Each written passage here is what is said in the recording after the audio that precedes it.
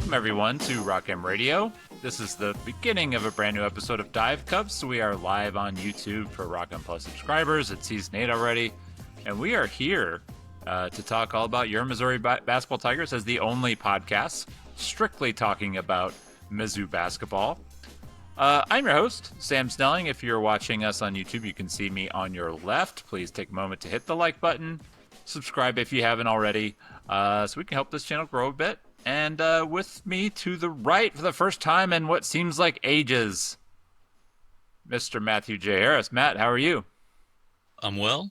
Glad that we have something to talk about in the middle of July. So thank you to the recruiting trail for giving us some fodder as we wrap up this season and turn the page to another one. And otherwise, I'm just going through and doing spreadsheet updates for recruiting targets this week. So it's that time of year when the grassroots season winds down, and fortunately, it's given us material to talk about tonight. So the big news, and I think what everybody's wanting us to probably talk about to lead this thing off, is the most recent commitment. Something that doesn't happen very often to Mizzou basketball, and signing or at least getting a commitment from an out-of-state five-star player. Missouri got one in the form of shooting guard or combo guard, more combo guard, I guess, lead guard, scoring guard. Jason Crowe Jr., who is currently a top 10 player, depending on the service. Right around fifth or sixth, I think, by most people. I think he's sixth in the composite, or maybe fifth in Yeah. the composite, sixth in 247, if I have that right. Either way, very well thought of as a prospect. Something that, like, the interesting side of this is, like, this really came out of nowhere in a lot of ways, because going back a couple years, like, you're kind of seeing what the board is looking like. It's looking like wing, wing, big, big, wing, wing, big, big. Not a lot of lead guards. And sure enough, the first guy that they get in the class is not just a lead guard, but one of the best lead guards you can get. Yeah, I think, based on the reporting and everything that we sort of heard coming out of this thing really materialized in late June, probably around the time that Jason Crowe Jr. Was out at the USA basketball camp, probably going through tryouts, I think, for the U19 trials or the U17 trials. I think probably the U19 trials. And,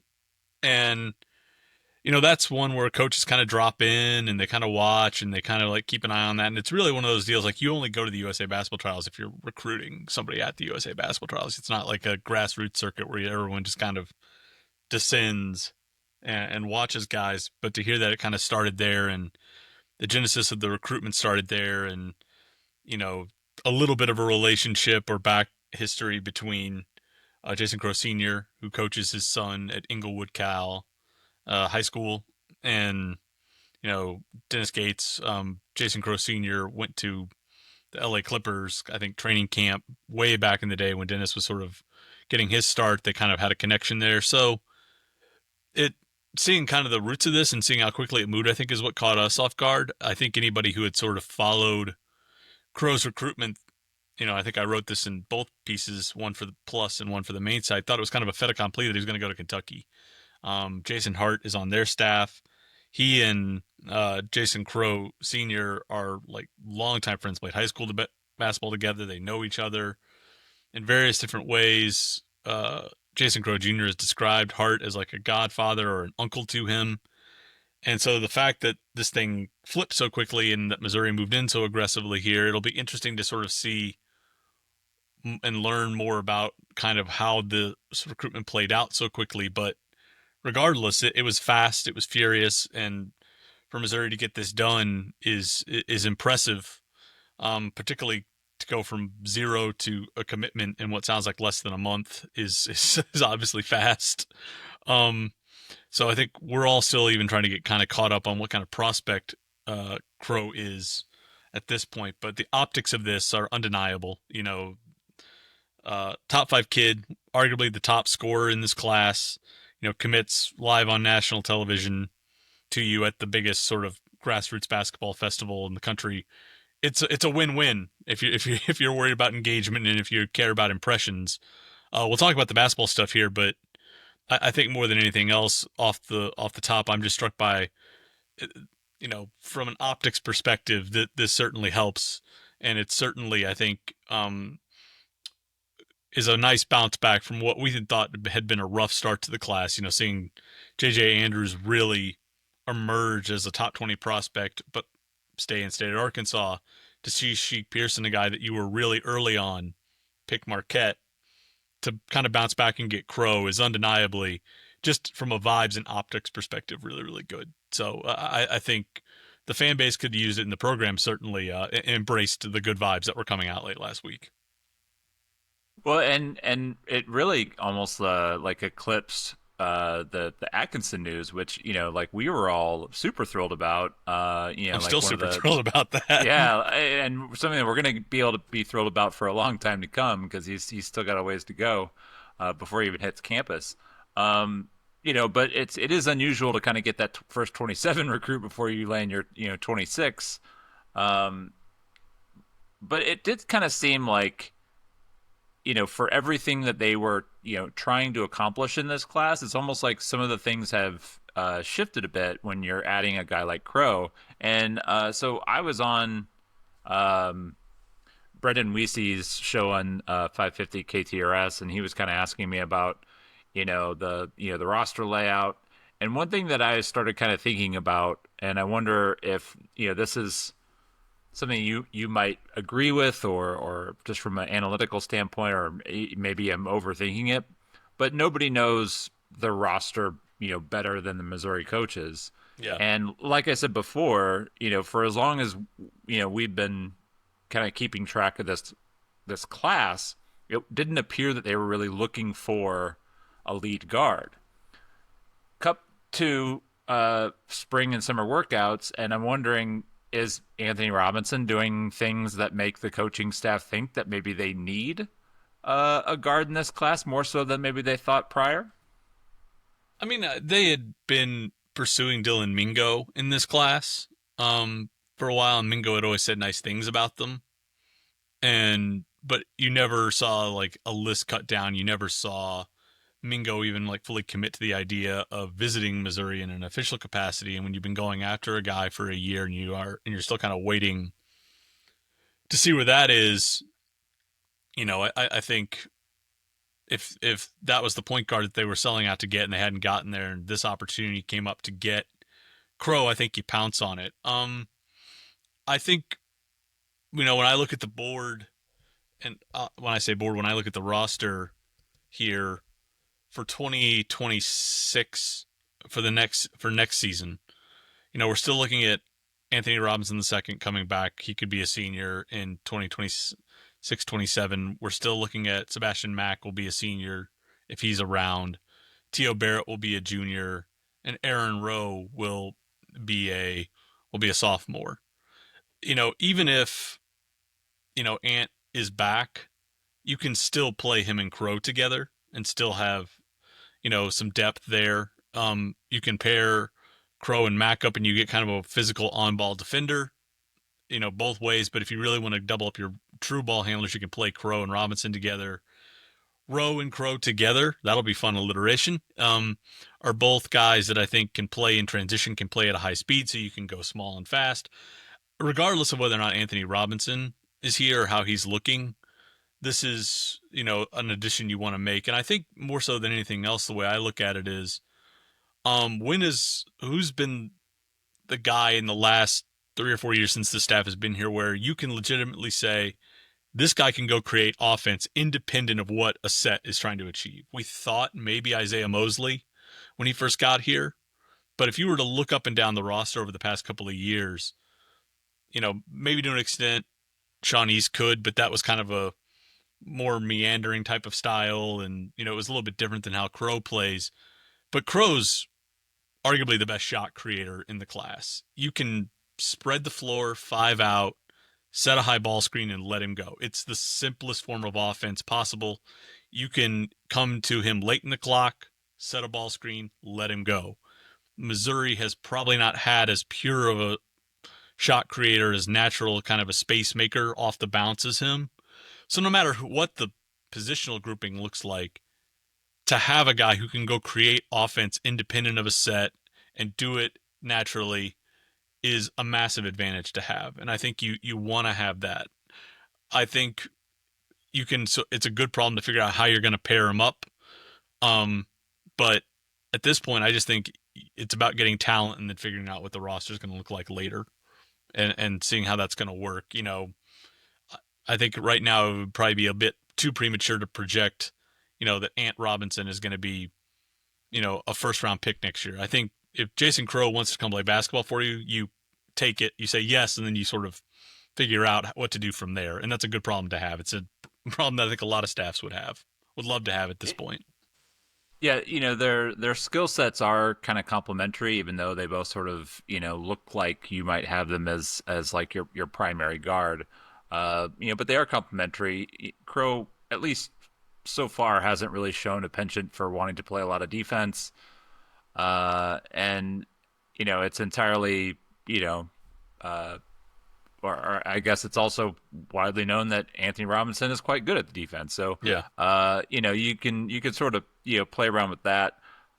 I still look at it like it is still surprising to me that the primary guard sort of spot was and maybe it's just sort of a situation where like the addition of Tim Fuller, for example. He kind of comes in and says, "Hey, look, I'm hearing that the Crow family are not super thrilled with exactly where they sit in a lot of their recruiting situations. Whether it's Kentucky, USC, Texas, and I think there's room for us to kind of get in and sort of make an early impression if you want to hop on that." And you're like, well, shoot, that's like a top 5 kid. Like, yeah, let's go talk to him.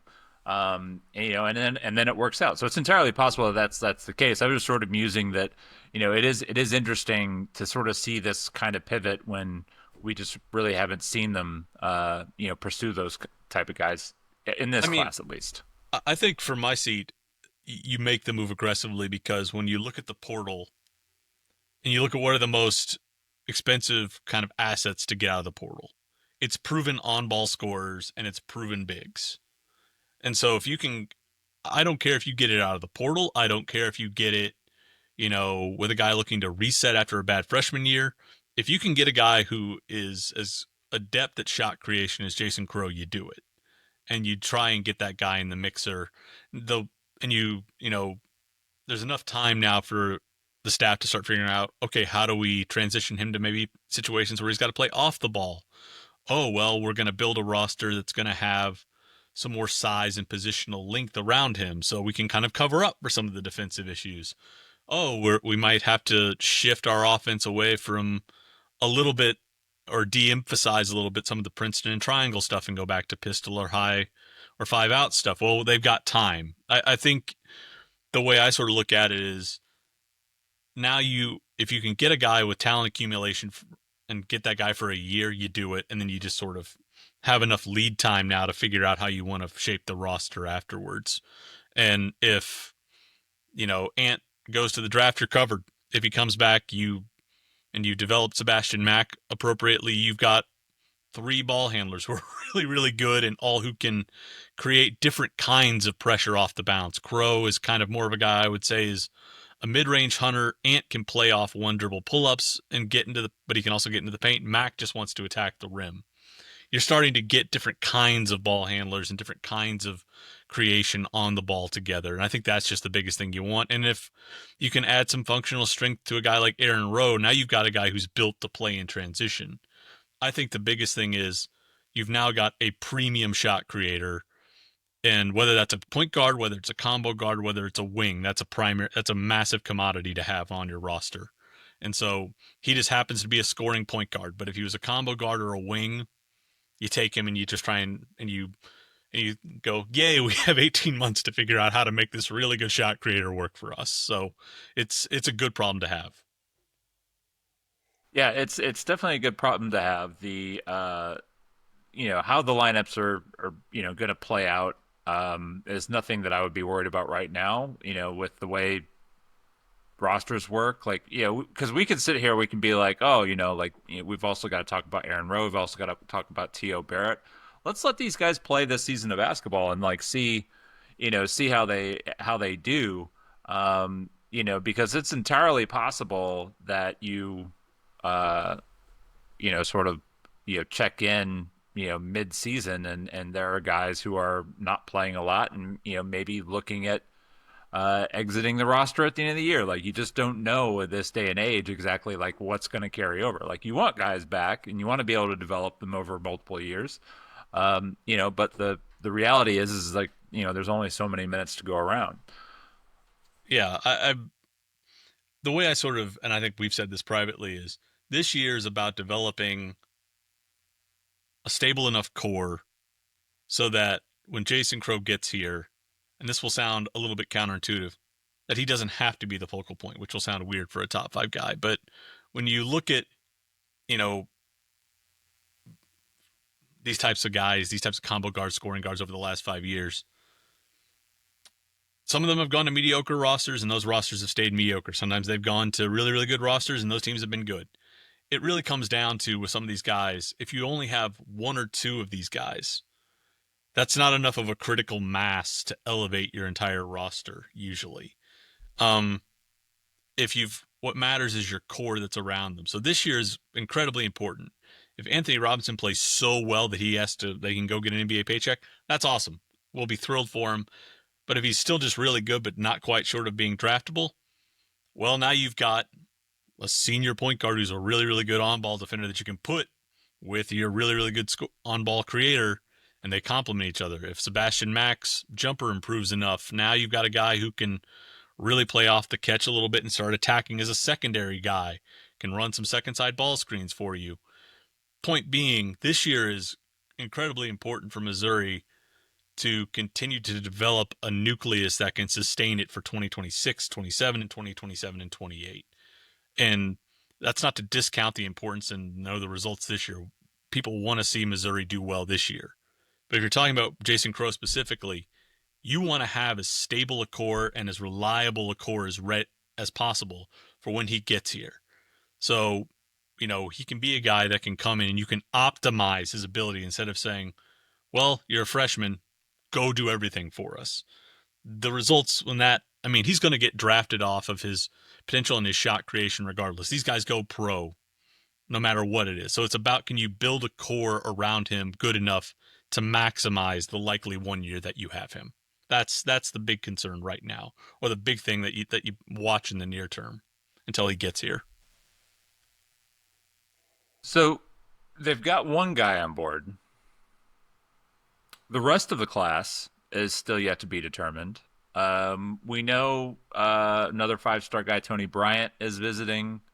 We know Aiden Chronister, one of our sort of favorite longer term wing shooter types. They've got I almost said Terrace Reed, Tristan Reed, coming in for a visit as well. And then who's the last guy that I'm... Ethan Taylor. Ethan Taylor, that's it. So Ethan Taylor, also very high up on the list. Got some pretty stiff competition. I mean, there's stiff competition for a lot of these guys because they're all, top level kids. Top 80, all of them. Yeah. And especially with Taylor, the Jayhawks have been coming on pretty strong late. He is a Kansas kid. But Missouri's been on him a long time. So it is one of those situations where there's still a ways to go in this class. One of the things, like Tony Bryant has sort of mentioned that he wants to wait a bit to commit. Just a bit. Yeah, so that does sort of make it interesting, because if you have I know you and I are, I think, on the same page. If Tristan Reed wants to commit, like, you're going to take that kid, right? Take him. He does a lot of the things that that not a lot of bigs want to do, which is some of the dirty work around the rim. I think I really like the stat that you posted in the forums today about him actually having more rebounds than field goal attempts during the EYBL. That's a good sign because there's certainly been some questions on Missouri's rebounding over the years under Dennis Gates. Uh, how are we kind of hoping that this plays out? To me, I think Tony Bryant's says he's on a timeline to commit next spring. Maybe that gets backed up to winter. So either way, you're looking at into this year. That's still a protracted timeline. Um, Ethan Taylor's looking to commit before the early period, and Tristan Reed's probably on the same timeline. So the question is, if you want to take a 5-man class, I mean, I'm probably Watkins and I are probably counter to a lot of folks today that would say, no, portal, international markets. No, go get young dudes, develop them, maximize that second year they get in your program. So if they wanted to take all 5, I would say take all 5. I don't think Missouri's going to do that. I think they've sort of shifted to saying 2 to 3. Would this year be a year where you take 3 to 4? Maybe. So that leaves you in a position where you might be deciding, which of the bigs is the odd man out. Well, and also like if we're being completely fair here, having a kid like Crow, like a top 5 level talent, a bucket getter, is probably as good of any kind of portal addition you're going to get. That's probably the best way to view it. Yeah, and so like and I think like that's maybe how, and maybe even Bryant as well. If you're looking at guys that are at that level, and Taylor. So you're taking 2 transfers, and you're taking 3 freshmen who would be guys that you would have long term. So that's how you get to your 5-man if you wanted to get there. If you want to take 5, again, if they could get all 5 top 80 guys, I'm not gonna sit here and be like, oh darn, how are they gonna no, this is a fantastic problem to have if they get there. I'm saying, do you feel like you're going to have enough overlap, though, between where if Bryant views himself as a post, well, then he's in conflict with Taylor. And if Reed views himself as a 4 and Bryant views himself as a 4, is that gonna be prohibitive there? So it's just, I guess it comes down to not what Missouri's preferences are so much as how do these guys view the situation here and view the depth chart here. This is just me speaking for my preferences, not for the staffs, not for anything I've heard, but this is just my view. I would take Tristan Reed. I wouldn't think twice about it. I think he's the kind of guy who becomes a fantastic college player. He does all the things that, like you mentioned, that big men seem less inclined to do. He rebounds the living crap out of the ball. He had a 25% defensive rebound rate and a 16% offensive rebound rate on the toughest grassroots circuit in the country. He did that in 16 to 18 minutes a game. The dude just hoovers up misses.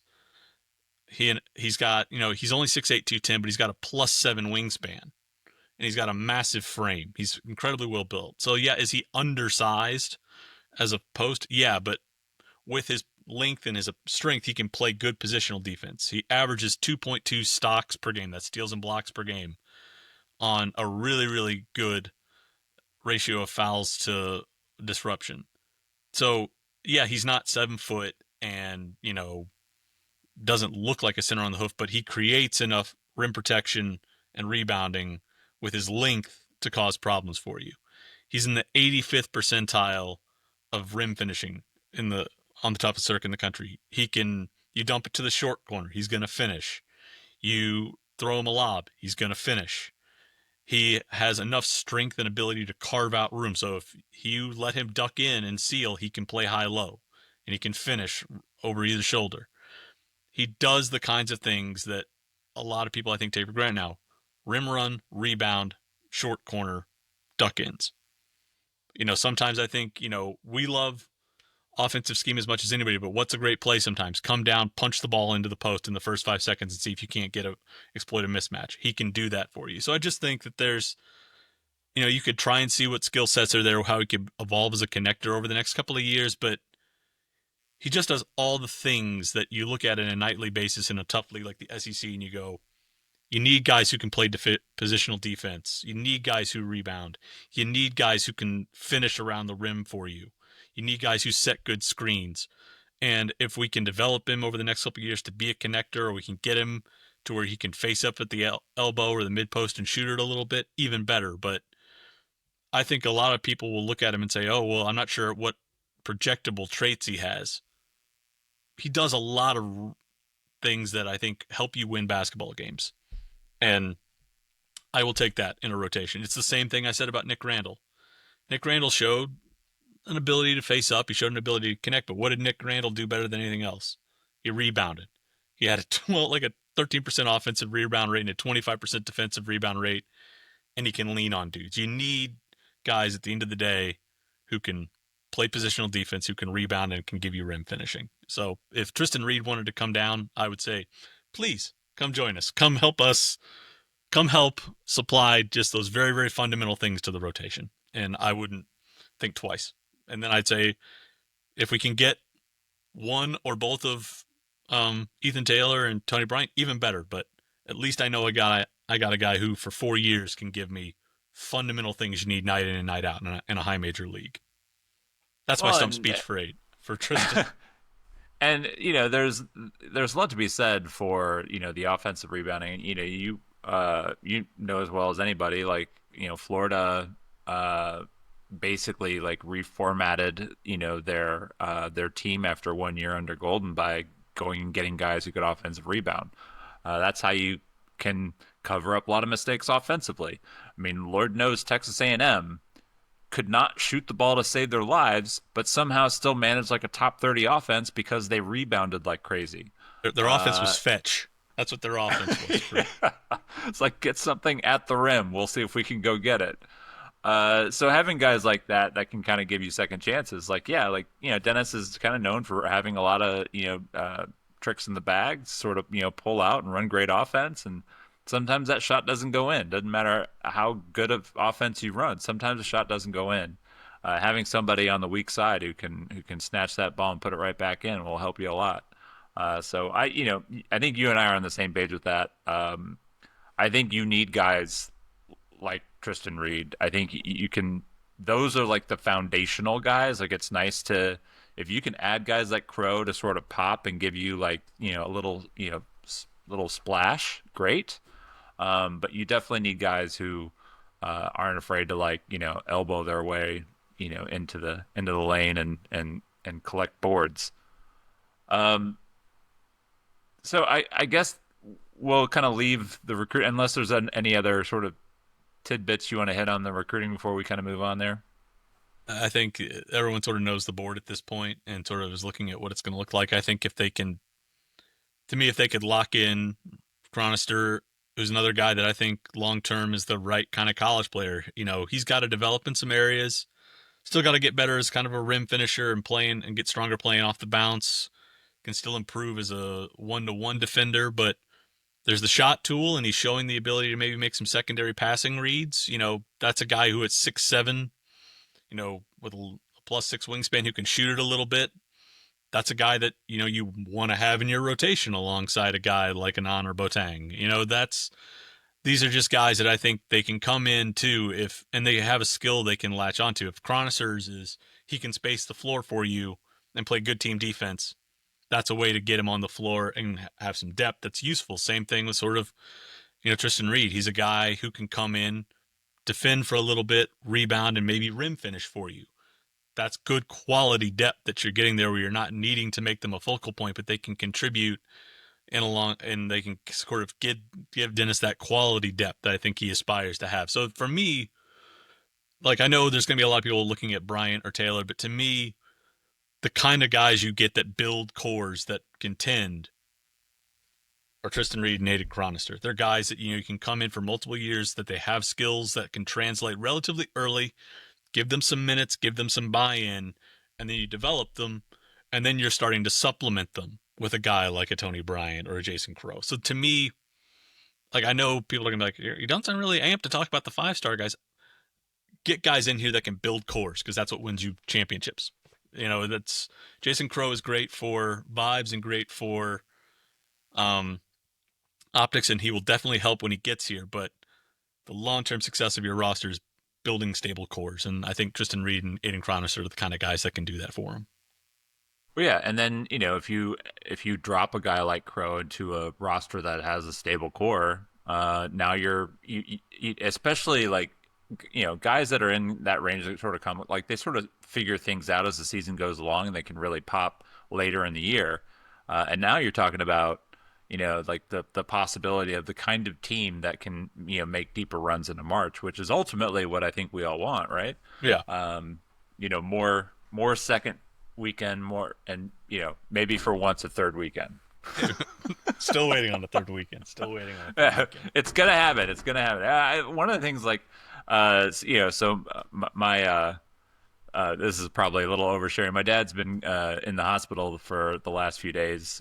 He's fine, but just kind of dealing with some things, and they want to kind of monitor and all that kind of stuff. But when you're going to keep him company to to kind of keep him engaged and not bored out of his skull, like go in and we can talk hoops. And one of the things that I said, and this is even knowing that Crow was coming, is I really, and I believe this, like in a couple years you're getting a kid named Scotty Atkinson who is going to hit your roster, and he is probably going to be on your roster for at least 3 seasons. And I would not be shocked at all if that kid was part of Missouri's first Final Four run. I would love it if it happened before that. But man, I love that kid. He is a winner. He does everything that you want. And so I'm not to pump everybody up. Certainly, I'm not trying to get my dad too excited when he's he's hooked up to things in the hospital. But that's definitely like when Atkinson hits, when and it's not beyond a shadow of a doubt that Crow decides to bounce after 1 year. I would say it's probably likely. Yeah. But can you imagine like him coming back for year 2, and then you've got a freshman like that, and you've got some of these other guys develop, like that could be pretty lethal. Yeah, still like the idea of Scotty Atkinson, Theo Bear, and Aaron Rowe. That's still not a bad backcourt. No, I wasn't here when you guys talked to Atkinson. I'm on. That kid's 2 inches taller. He's a top 20 kid.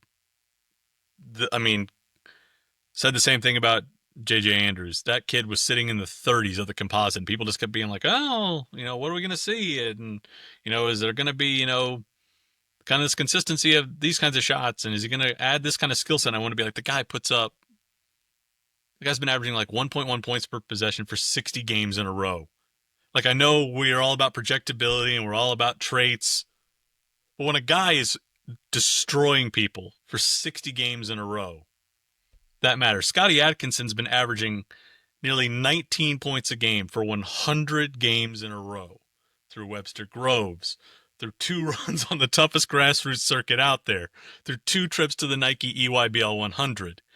He's consistently in the top 10th percentile for offensive efficiency. I don't care if he's 6'2". At some point, scouts are going to go, this guy just produces a shitload every single time he takes the floor. Maybe we should value that. So I think, again, we don't have the benefit of seeing every kid. I understand there's give and take there, but to have a guy who's that productive and just eating souls for 2 years while playing point guard, straight combo, playing off the ball, and still ranking in the top 20th percentile for defense. If you're kind of looking and go, projectable traits and positional size, look at what people have done with Jason Crowe. Jason Crowe's not going to win a track meet. Jason Crowe is 6'2.5". You know what people valued at some point? The ability just to produce. So I think Scotty, if people are doing their job next year, they're going to look and be like, Scotty's jumped 20 spots in the composite. Well, yeah, because people finally go, oh, yeah, after 3 years of just stacking box scores, maybe we should elevate this kid. So just consistently good. Just consistently good. And I know we have to balance potential and projectability, but when that production is that steady and that efficient, I just think you gotta reward that, and you gotta recognize that. So that's my spiel on Scotty. Thrilled about that pickup. But yeah, so that's all I had on the recruiting side that I wanted to talk about. Are Mhm. we good there? Did you Yeah, watch the all hail YouTube video? See a little practice action. Were you impressed by the the cuts and the graphics of the YouTube personality I hitting can't do Mizzou's it, campus? man. Just get me straight. I'm very boring. Just like give me the practice cam at mid court and Yeah. no audio. Just like give me the straight raw footage. I don't need the like just mount the camera and I'll take ambient noise. Just let me watch. I don't need the cuts. I don't need the dynamism. I just need a stable camera going like this and just let me Yeah. watch. That's why I'm a fuddy duddy and not hip at all. Well, if you did watch, you got to see a little bit of practice action, which was nice to see. Mizzou social media has done pretty well as far as getting some, some stuff up there. I am not on the Twitter sphere as much, but I'm getting everything through Instagram. I think they typically post, some of Yeah. the longer videos and more photos on Instagram. Yeah. So lots of good stuff. Make sure you're tuned into that. It's also top eight time, Matt. It's your favorite time. It's my favorite off-season project. Honestly, this is the first year that I set up a Google form, and I'm starting to wonder why I didn't do this sooner. It is so much easier just to capture everyone's like takes through a yeah, we're up to 70 responses, which is about twice as many as I normally got because I think it's allowed people from different, whether it's on the Rock and Plus forums or Twitter or Blue Sky. I will be posting. So this is what is this Tuesday night? I'll be including this into tomorrow's commute. Just to make sure that people in Rockham Nation are kind of aware that it's going. We'll stop the count probably maybe Thursday, Yeah. so I have time to kind of write the uh, everything so far. But it is always one of my favorite exercises, and it happens every year. And I shouldn't let myself get frustrated by it, but I can't help it, Matt. I can't help but be frustrated by people who do not understand the concept of I understand that Dennis Gates is likely to play more than 8 guys in any given game. That is not what this exercise is about. Somebody is going to finish first, second, third, fourth, fifth, sixth, seventh, eighth, all the way down to 14th in total minutes on the team, right? Somebody is going to finish in those spots. So who are going to be the top 8? Now, Missouri was fortunate to not have a whole lot of injury misses last season. And so that is a couple years that was kind of thrown a lot of people for a loop. But one of the things that I do like is that we are going to get to revisit last year's expectations with what actually happened, and then we're going to get to see what everybody thinks is going to happen this upcoming season. Uh, I don't know. Do you want to get into like who you had in your top 8, or you might skew the results? You worried about that at all? No, I think it's pretty straightforward. I think most people, at least on the initial results you posted on the forum, I think most people have sort of probably come down where I think a lot of people are going to come down.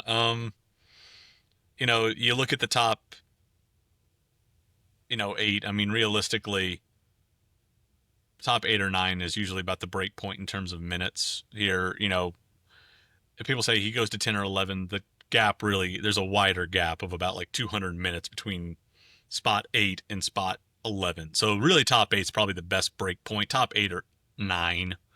That's where they were last year. Then there was a big drop off. I don't think anybody's going to be surprised if I Mark think Mid. you could probably I would say 10 is you could probably combine what Aiden and what Marcus Allen both sort of put out into one player because they overlapped That's in a about lot where of the that's probably a good way to think about it. There was yeah. their So minutes I think distribution was about 10 was probably like the realistic rotation, but yeah. even those guys, like Jacob Cruz would have been So if you combine those guys, they would have jumped Jacob Cruz. He would have been the 10th guy at Yeah. 426 minutes. And we all saw how much Cruz played.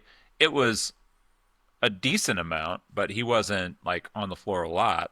Yeah. So Uh, realistically, like 8 or 9 is probably the best cut point. If you want to do 8, that's probably the best way to think about it. And usually in past years, even with injury history, that's been about where you've seen a drop kind of in the rotation to like deep bench guys. So the best way to think about yeah, it is who's going to be your starters and who are your like core bench unit is probably the best way to think about it. I don't think anybody's going to be surprised if Mark Mitchell's on the list, Anthony Robinson's on the list, Trent Pierce is on the list, and Jacob Cruz is on the list. I mean, those are all guys that were kind of in that top 8 to 9. They're all back.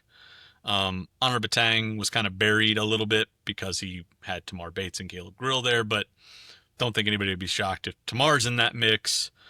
And then you're just sort of, I think, really looking at, who's going to come in. Well, Sebastian Mack is coming in as a big transfer. So there you're at 6. So you're really at Mark, Anthony, Trent, Jacob, Honor, Sebastian. And then if you want, really the last 2 spots, I think, are what you're debating at this point. I think just given kind of the depth needs, if you view Jacob Cruz as a wing more than a 4, you need somebody at the 4 behind Trent. So that's Javon Porter. So now you're at 7. And realistically, then I think the debate that's not really a debate so far, at least if you look at results, is do you think T.O. Barrett's going to make a jump into that mixer because you really only have 2 ball handlers at this point that you've talked about? Or do you think Trent Burns, who's been under wraps for a year, is going to break out and sort of really take hold at that center position? Or are you going to wind up where you're kind of platooning 5s again a little bit more? So I think that's really the break point is going to be, do you think T.O.'s going to get into the mixer as that 3rd ball handler, or do you think Trent Burns is going to emerge as kind of a guy that can give them stability at the 5? So I think that's really the break point where we're kind of looking at things. But I realistically, I went with Burns just because I think I'm looking at it here last year. They kind of platooned in the post last year, and Josh Gray still wound up inside the top 8. So that's where my head at space was. They're going to try, somebody's going to take the dominant share of minutes at the post. That dominant share of minutes at the post is probably going to be in the top 8. So that's why I went with Gray, and I probably would have. That's why I went with Burns, and I'd probably have T.O. at 9, just because I think they're gonna. If you have an NBA guy who's like showing up on big boards in Ant Robinson, you're going to play him a lot. You brought Mack in to do a hefty load for you, so I think you're just going to wind up maybe with T.O. a little bit lower, just on the outside looking in. But folks are disagreeing with me, which is what this exercise is all about: civil disagreement. yeah. I think there's going to be a lot of agreement for the very top sort of half of that. The top 4. I think so that right now there are 70 ballots, and Trent Pierce, Anthony Robinson, and Mark Mitchell are on all 70 of those ballots. Uh, After that, Sebastian Mack's on 64. Jacob Cruz on 62. So like right there, like you start to see a little bit of a break, and it sort of filters from there. But it is always one of my favorite exercises. Like I said, I'm gonna post this Rock'em Nation on the commute tomorrow morning, so the regular Rock'em Nation readers can get a hold of it as well. I like the idea of just continuing to get as many votes on this as we can. Yeah, like I said, I've only, in the past I only kind of threw it out on I think Twitter, and I Yeah, think I did Blue Sky last year as well. But you had to type submit. it out. Yeah, you had to type out your 8 guys, and I think that probably limited a few people who are just kind of lurking and not really interested. This way, they can click on the form, click the 8 guys, hit submit, and you're done. Like Yeah, that's an easy way to do it. So I'm yeah. excited for where this is going. Um, Anything else you want to hit before we get out of here? Uh, Watkins is busy going through and doing his team breakdowns with Par. I'm going through and doing swing skill stuff, and hopefully gonna get to write about Jaden Stone this week. We did Sean Phillips a couple weeks ago, and then a 5-star guy came onto the recruiting board, and that kind of scrambled everything a little bit. A little bit. hopefully I'll be able to get a Jaden Stone swing skill piece done this week. And then, like I mentioned at the top, I'm going through and just sort of looking over box score and data stuff for recruiting targets here. Probably just, I don't think there's going to be much of a shock in terms of what the numbers are going to look like for those guys. And we already know what the priorities are.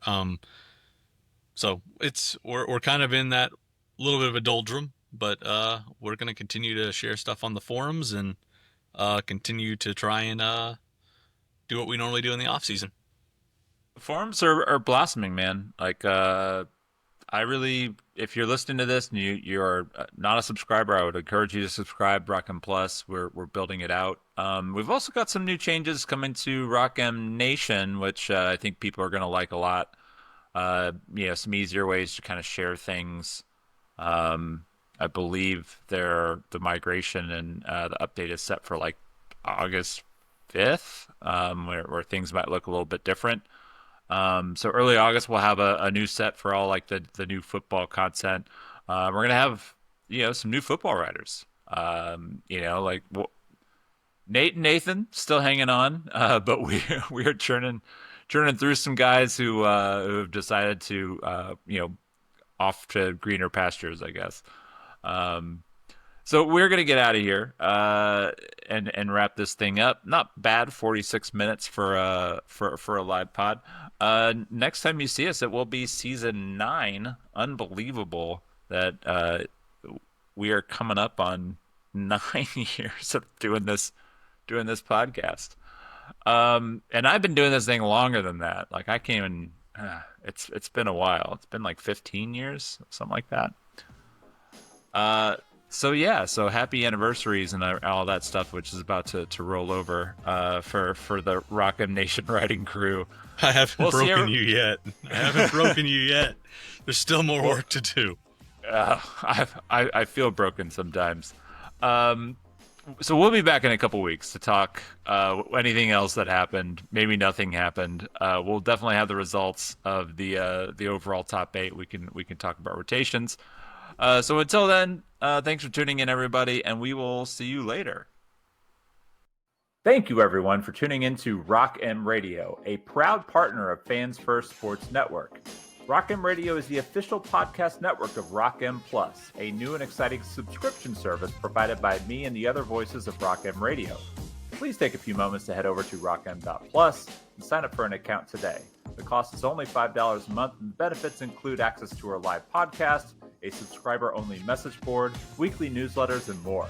If you enjoyed this episode of Rock'em Radio and would like to see more just like it beamed directly into your personal device, make sure to click the subscribe button below and tell your friends. Our podcast feed is available through the Apple Podcast app for iPhone, Google Podcast app for Android, whatever app you listen to your podcast. You can also find Rock'em Radio on Spotify. If you're looking for a podcast about your favorite team that is not the Missouri Tigers, Fan First Sports Network is your answer. A full podcast network loaded with the team-specific podcasts covering Major League Baseball, the NFL, NHL, NBA, MLS, and more. And we'll be back with more episodes of Rock'em Radio coming to you soon.